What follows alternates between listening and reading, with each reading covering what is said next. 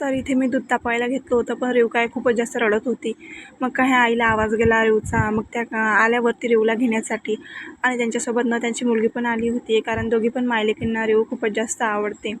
आणि ती रडली ना की त्यांना बघवत नाही, त्या लगेच येतात तिला घेण्यासाठी. मग त्यांनी घेतलं आणि त्यानं रेवसोबत अशा काहीशा खेळत होत्या. मग रेव काय त्यांचे केस चोळत होती आणि त्यानंतर रेवची अंघोळ वगैरे करून मी रेवला झोक्यात टाकलं झोपण्यासाठी. पण रेव काय झोपतच नव्हती, कितीही झोके द्या आपल्याकडे टकमक बघत होती आणि आपण जर काही बोललो ना तशी बारीक स्माईल देत होती.